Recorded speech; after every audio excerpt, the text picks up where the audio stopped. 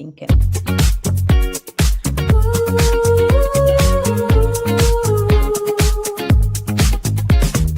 Over all the bot hype and the noise, time to make a smarter choice.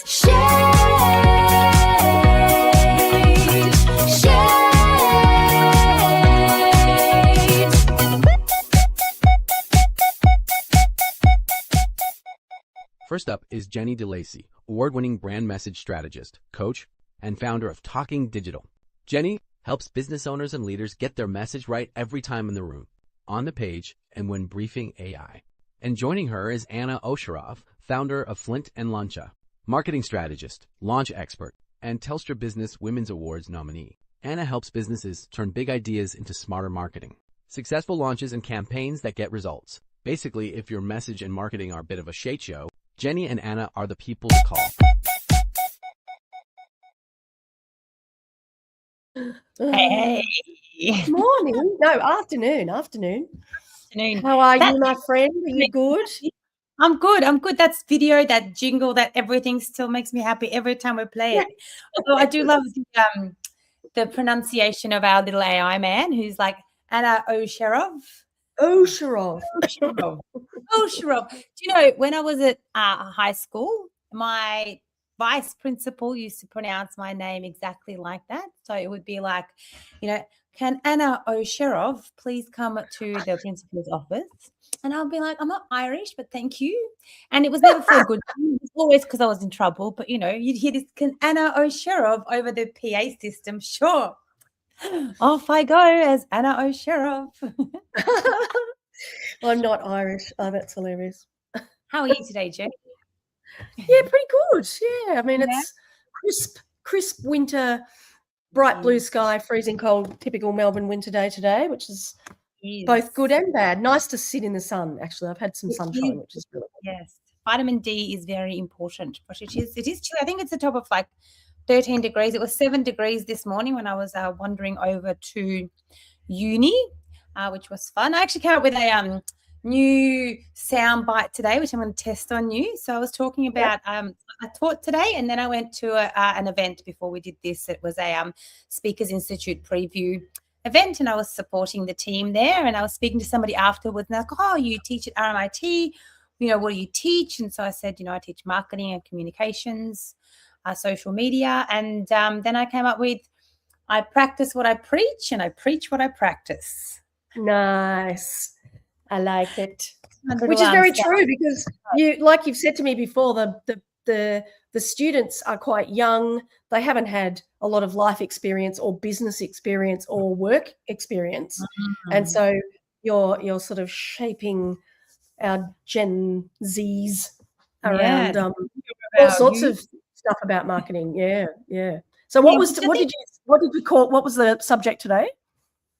So it's great, perfect segue. So today I was teaching a subject called How to Write Persuasive Copy.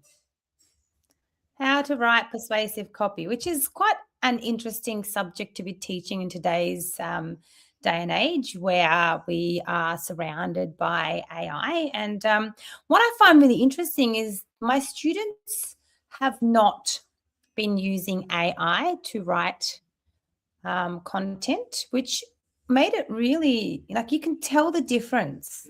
You can actually tell the difference. And we are starting to tune out to AI written content and even AI created imagery. I was sitting there with my partner the other day, and he's just flicking through, I think it was his LinkedIn, and it was literally like AI generated, and you just start to zone out from the AI generated imagery content, because it just becomes, I guess some part of your human brain goes, that's not actually real.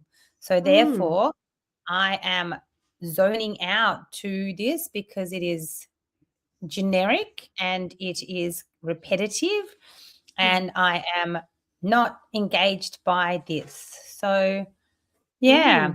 And there's a reason for that.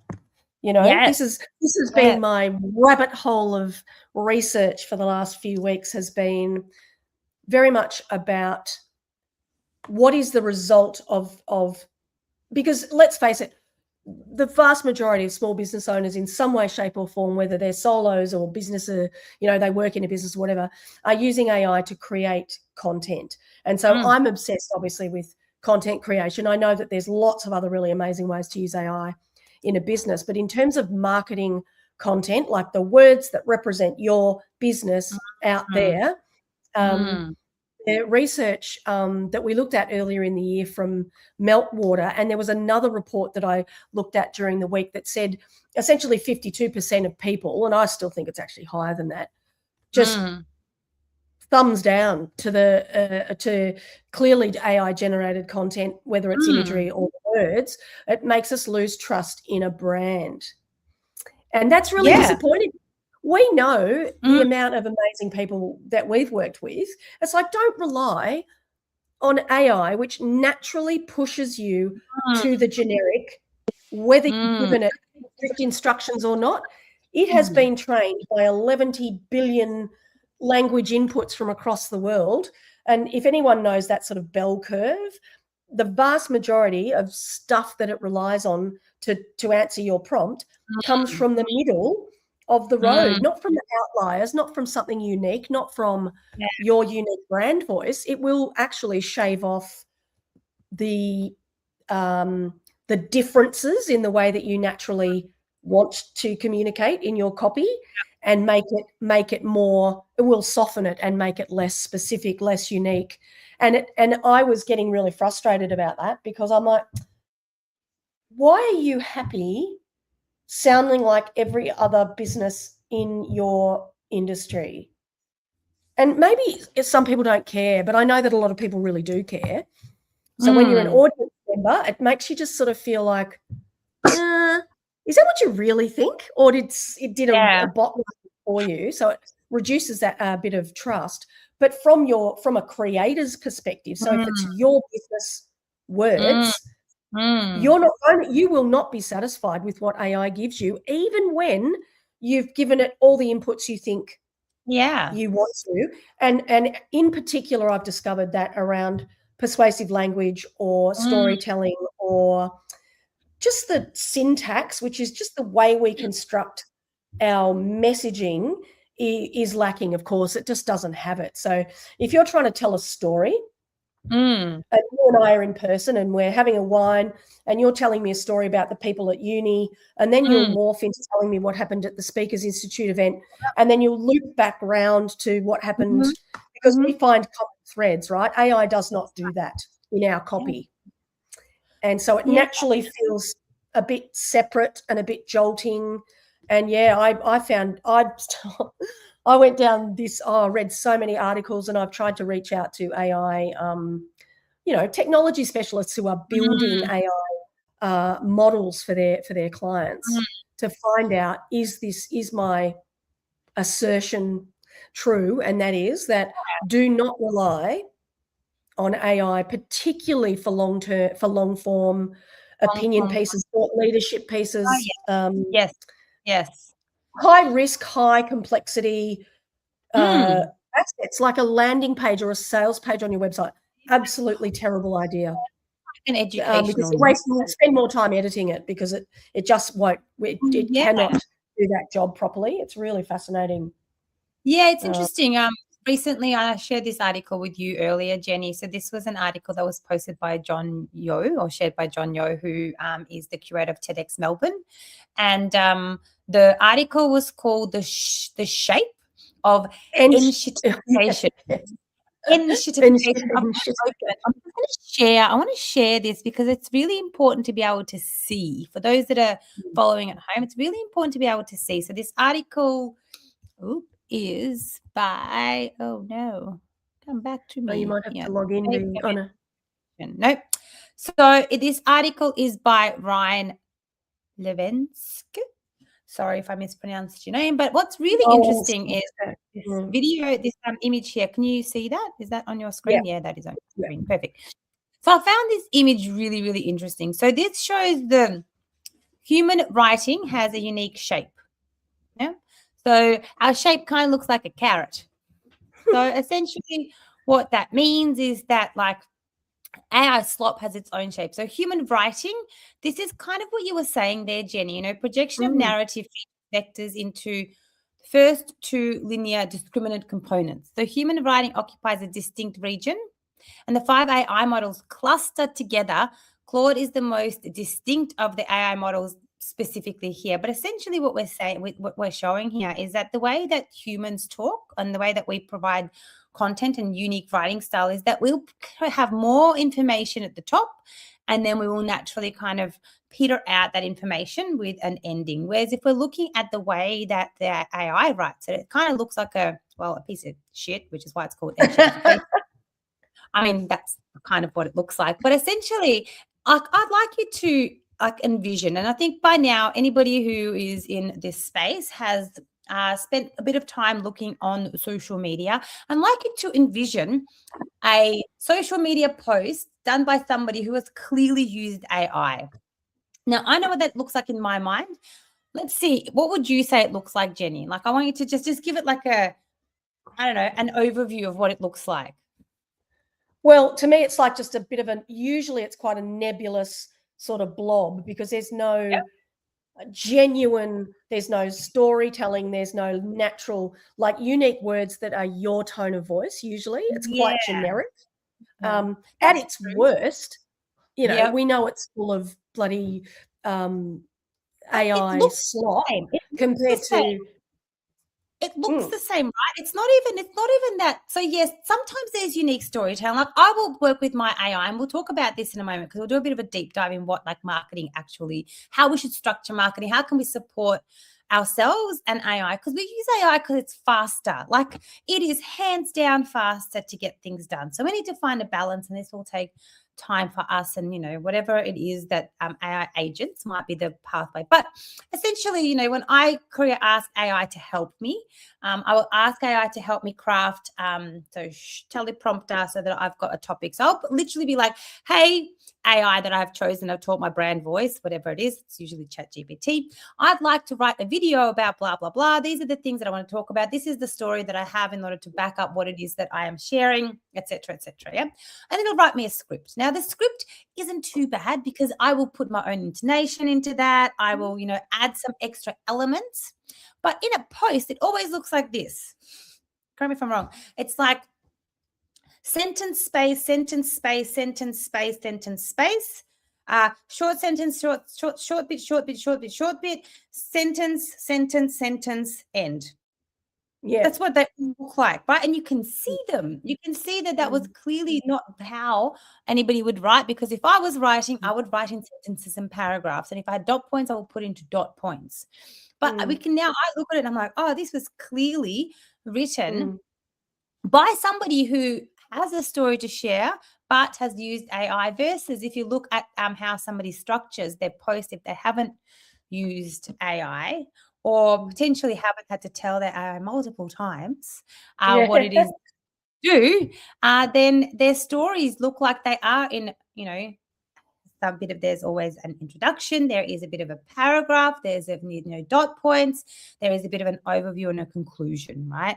And I think that AI content it kind of looks like that blob of poop, which is what this article, and I might just share the link to the article in the comments here. Yeah, it's such a good article. It doesn't just talk about content. Of course, I was particularly interested in why is, no matter how well I brief it, why is it taking so long to create a decent sort of long form article or whatever? And while you're looking for the article link, you did, thank you. The typically, and this doesn't matter which AI model you're using of the obvious big for kind of large language models, whether it's ChatGPT or Gemini or whatever, AI separates concepts into paragraphs. So if you read it the first time, if you're doing your first draft in AI, which is a terrible waste of time, as Anna and I will explain in a minute, the concepts are never joined together with linking paragraphs, which is just a natural form of writing, but it's also the way we speak. Like I'll say, oh, I went to this event today and I met some amazing people. And what I found really interesting was there was a sort of a common concern that they had was XYZ, which made me think of yada yada. And like we talk in concepts and we come back to it, and we're not linear, but we also link. We have a so what, you know. I'm telling you this for a reason. Here's the moral of my story, right? Whereas what AI tends to do is it doesn't link concepts together. It also, and this is the research I've been doing, has a novice bias. So that's why it over explains things all the time, and you don't need it to, like, and it has that, it's not this, it's that. So that's a really typical AI turn of phrase. Yeah. So don't think about it. It's not that thing. It's this thing. It's like, no, just say what the thing is. Like, you don't have to do that. Over explaining, the novice bias, which is telling people stuff. You know, our audience are not novices, even if they're new to AI. They're not. They've been in business for a few yonks. What was the other thing? Oh, that it just sort of moves back towards a more general way to describe the thing that you have quite clearly got an opinion on. So you'll find that the turns of phrase just aren't quite specific enough to what you want it to say.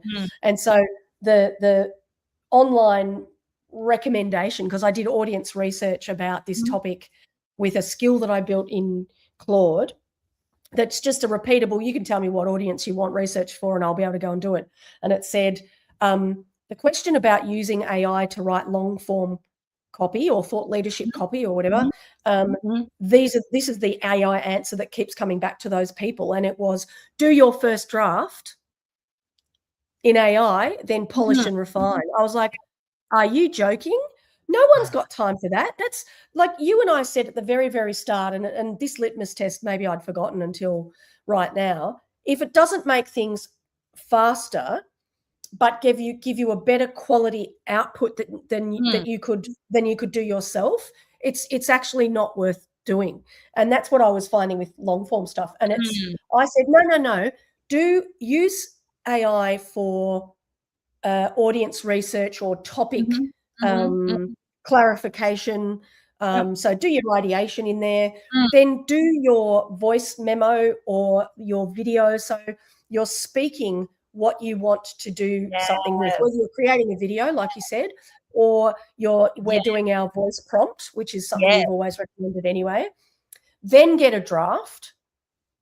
Yes. Then go back and say, does this sound like me?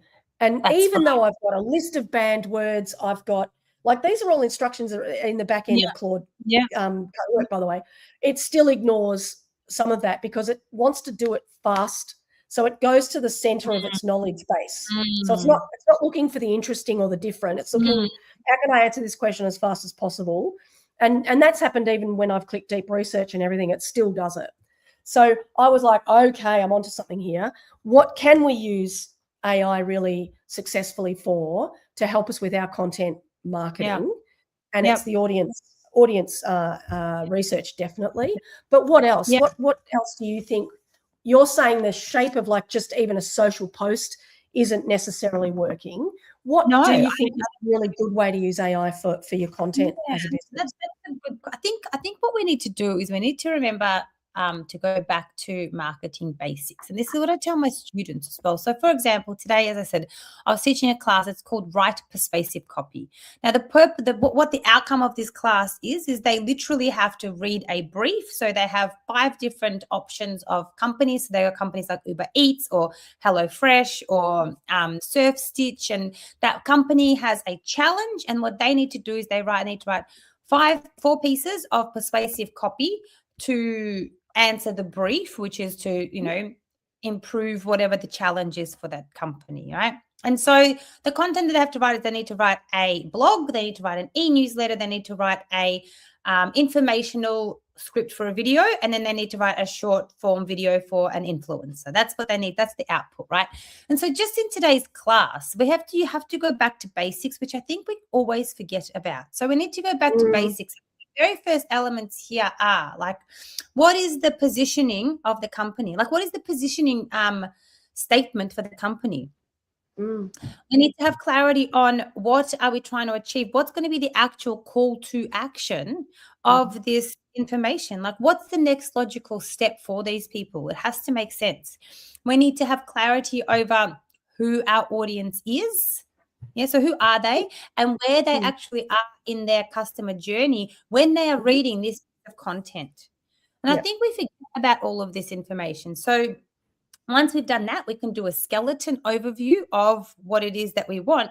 And from that, we can start to get some information back and then put that as a voice note. So for years, I've been training and teaching people, if we want to get authentic content out there, then the best way to get that authentic content out there is to not do it in a way that you pre-write it and say it. So the best way to do it, this is what we've taught people before. I'm like, you get your heading, and you can do, AI gives you great opportunity for research on what's a good heading. You can say, what is a good hook?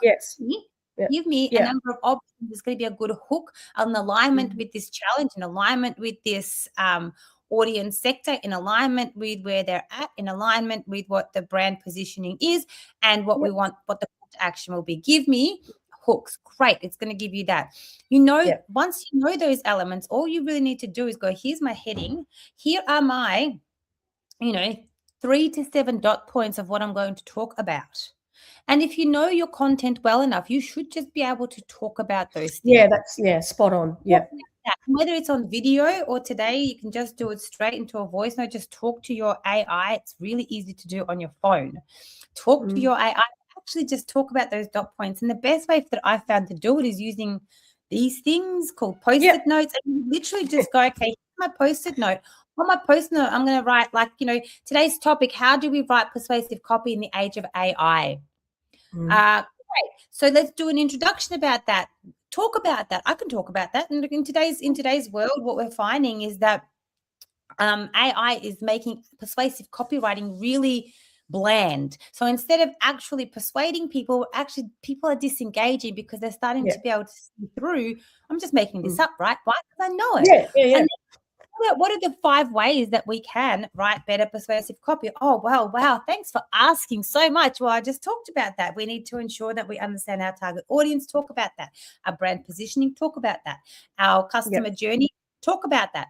Our call to action, talk about that. Put a conclusion. There's your long form content. Take that long form content, right, that's come out of your mouth, and then repurpose that across your social media. So now you've got 5 or 6 different posts that are about 4 or 5 different dot points. You can now turn them into a long form article or blog that's going to go on your website.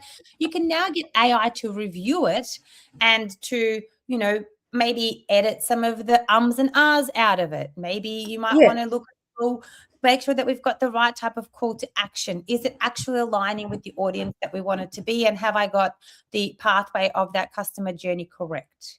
Yeah. So the smaller, more what's the word? The smaller pieces of that bigger puzzle, AI will do very well because it's fast. And also you could, the shorter the output that you are asking for, the closer it's going to stick to what you tell it to do in your own words. So think about things like, if I want something at volume, so I want 10 subject lines. I want taglines that suit my business. I want 5 of those to match my unique value proposition. So I want volume is really valuable. It'll do that really well. And speed, we know it does things really quickly. The other thing that you and I have done over and over again is that analysis of data. It's super fantastic at that. As if I'm going to read a 700-page digital report and find anything valuable in it. So finding what is important to my audience in that report, that is super valuable, because then I was able to say, okay, so 52% of people that recognize AI written copy or AI generated a video or whatever lose trust in that brand. what am I doing with that stat? What can I talk about in relation to that? How important it is to build trust, because literally people still, most of us are still selling to human beings. So if we don't if they don't trust us and see some humanity in us somehow and feel understood by us, all of that hard work that you've built on your reputation. Someone said to me that you own your brand, but your audience owns your reputation. Yeah, so it's so when we talk about this within education, when you think about culture versus reputation, culture is internal. You build the culture internally, and reputation is how people see you from the outside in. It's it's the same. You're building your brand. You say what it is, but the reputation of your brand is actually not. You don't have control over that. All you can do is ensure that you support and put your best foot forward. And there's some really good brands who understand their audience. I think this again goes back to, and I know we're talking AI, but it just goes back to your basic principles of marketing communications. A brand that is, I think, fantastic at understanding who their audience is Who Gives a Crap. Yes. Toilet paper.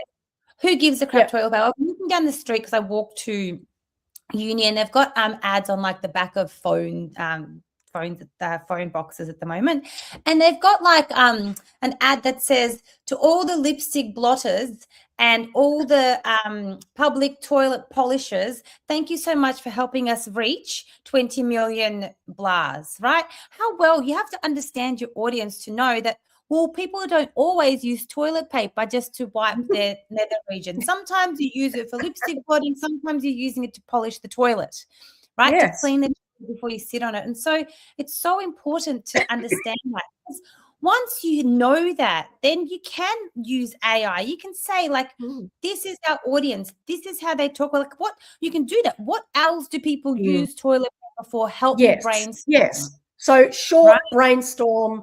But that input, like you said, is so important. And like I with clients every time, and you do the same, that sort of, I call it a messaging map. But if you can't tell me with your ideal human decision maker in the center, the things that are super challenging and get into the level of empathy that you understand what it's like to be that person. Yeah, totally. It's going to be really hard for you to get decent copy out of AI. Sorry, what was that? And again, literally today I was talking to this class exactly about that, because it's not just about understanding the problem. You need to understand the symptoms or the effects of the problem. So the example, what is it like to have that problem? If you can't work out how that might feel, I think it's much harder to build trust. Yeah, 100%. Like, what are you actually experiencing in that moment? So, for example, I think there's an example of not getting enough sleep. So the problem is not getting enough sleep. But the actual problem for a person is not that you didn't sleep enough. That's not the problem. The problem is that you feel lethargic. The problem is that you're not your best self. The problem is that you don't have the energy to go exercise. The problem is that you are sleeping in and missing work, right? They are the actual symptoms of that. So in order for us to be able to write persuasive content, especially long form content, we need to have clarity on what are the actual symptoms of the problem. It's kind of like features and benefits, right? But in reverse. It's like reverse features and benefits. The feature is the problem. The benefit is actually the symptom of that problem. And then when you can flip that as to your solution, and the benefit would need to answer the actual symptoms that person is going through. Yeah. And because AI can't understand the human condition, no. Even though it tries, every now and then, like I got something back the other day from ChatGPT that said, "Oh, Jenny, that sounds like that was really hard," or something, and I was like, "What? I don't even. What do you want from me? You know, stop." I love when ChatGPT coaches you. Oh, that's great. So weird. It was so weird. Whereas I think that we need to be the custodian of that empathy that we have for our ideal clients, because if you're not owning that, you won't be able to see whether it's missing or not from the stuff you're putting out there. And anyone who knows the sort of story brand model, you know, that is really about who is this human being and what are they experiencing, and what empathy do I have? I need to show empathy for what it's like to have that problem. Mm. But I also need to show authority to be the person that can solve and help them through that problem. And a plan to get them to the other end. And on that, I also add personality. You still also have to have, what are your catchphrases?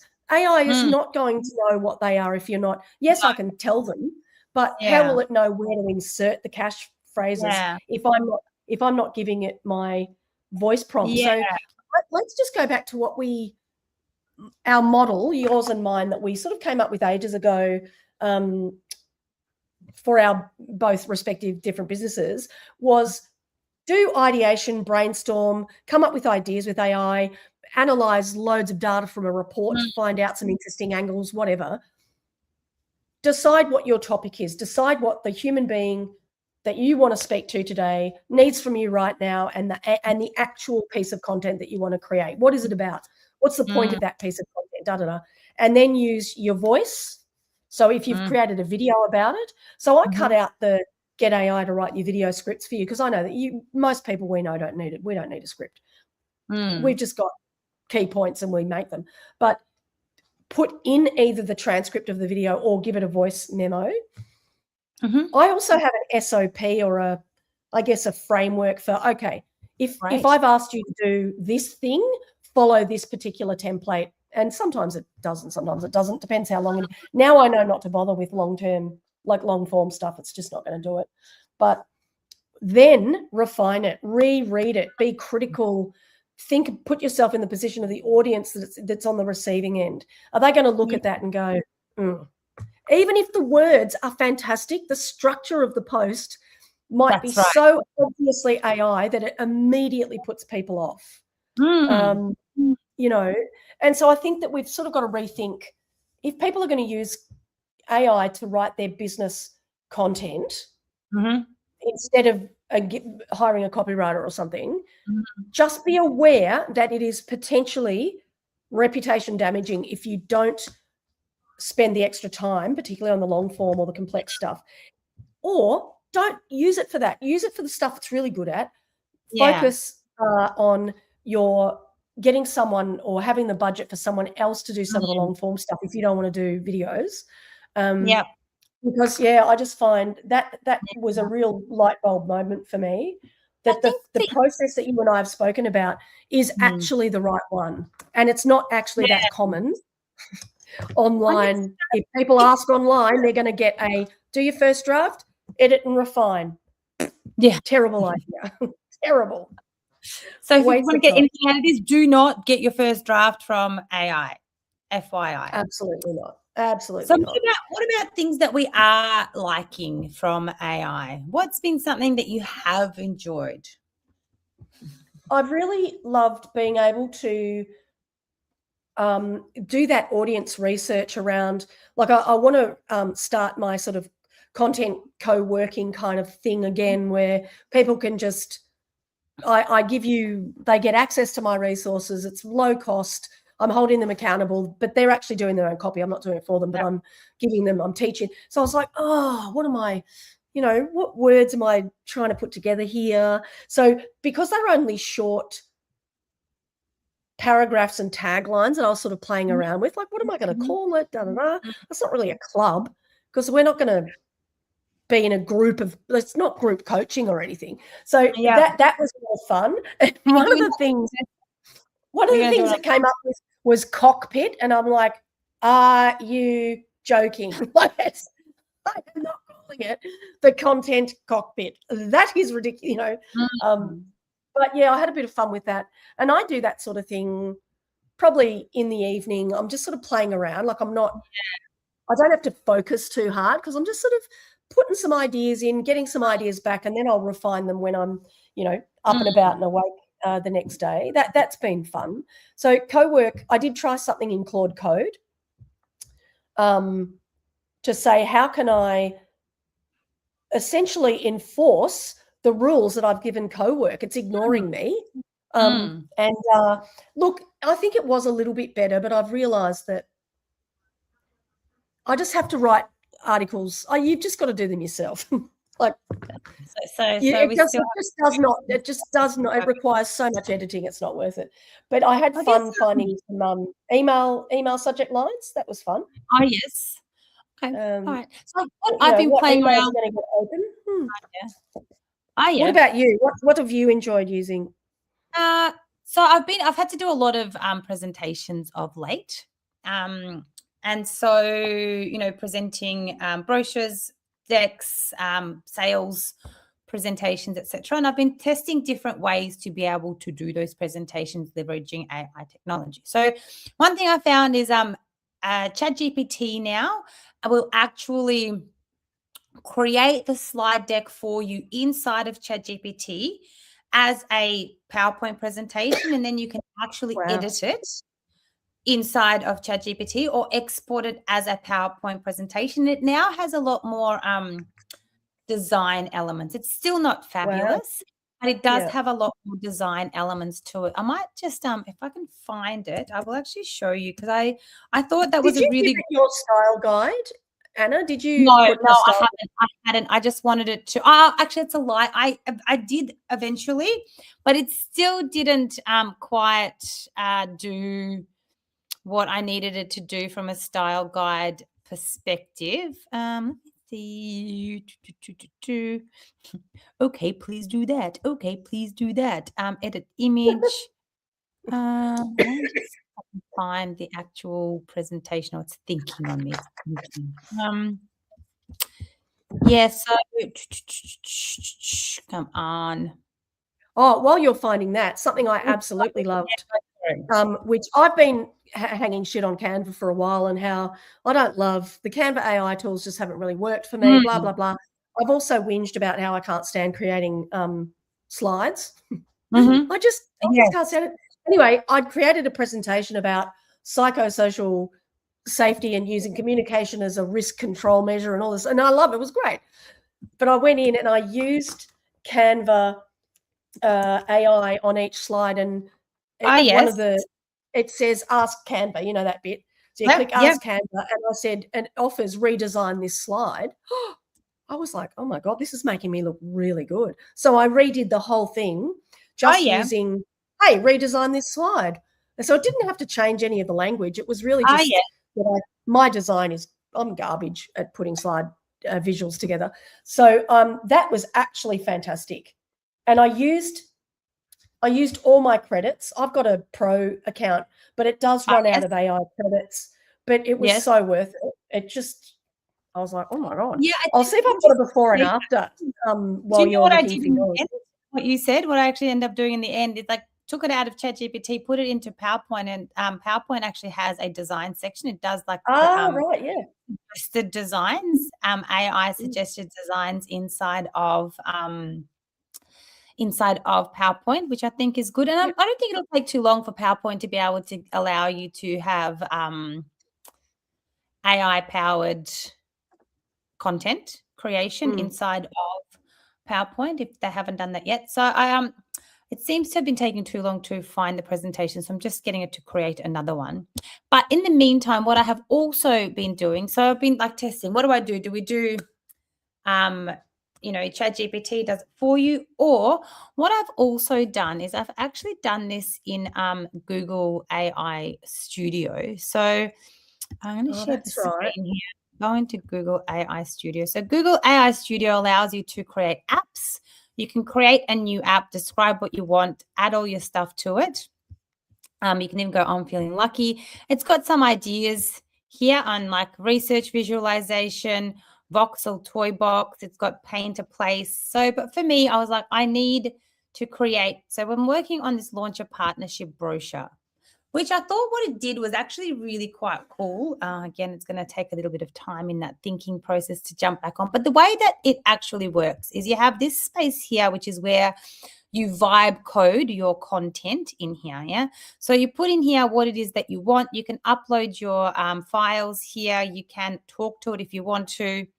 And so I put in a whole bunch of information, and what it's actually created, I thought was quite cool. My challenge at the moment is that it's actually not doing a very good job of exporting it, which is where I got stuck. But this is an app that it created. So for the purposes of creating a launcher partnership deck builder, so you can put in your partner details or you can make a general brochure. So it just did this for me, right? It's actually created this app. So general partner brochure, or put in the information. It asks for the information in here. Then it's got the brochure content. So it's given you every single page and you can put in the information into that, but it actually pre-put it in there and then you can edit it. So cover page, who we are, better together. These are all suggestions based on the prompting of it.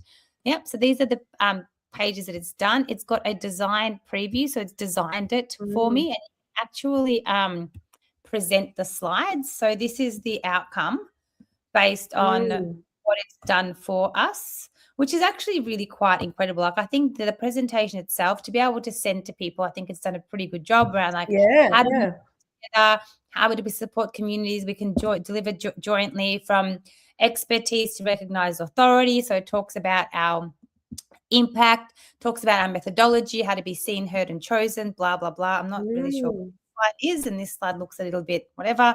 It's got a QR code, which I think actually did quite a good job. My biggest challenge has been, though, is when I go to export brochure, and it gives me options for PowerPoint, Google Slides, or PDF, or I think I've discussed this, a JSON file, which is like the design files in HTML. Yeah, you said that before. So that's where you're sending it to your designer on the team. Yeah, well, you can send it to a AI that will do images. So that's a very specific prompt on how to do images. But the only challenge is whilst it's looking really good in the design preview, my greatest challenge has been if I put it into a print and I see it now looks, see, it looks different to how it looked before. It's not using our font. It's slightly shifted the look and feel. So I can export that, and I will still need to I can download this as a PowerPoint, or I can download it as a PDF, but I still need to play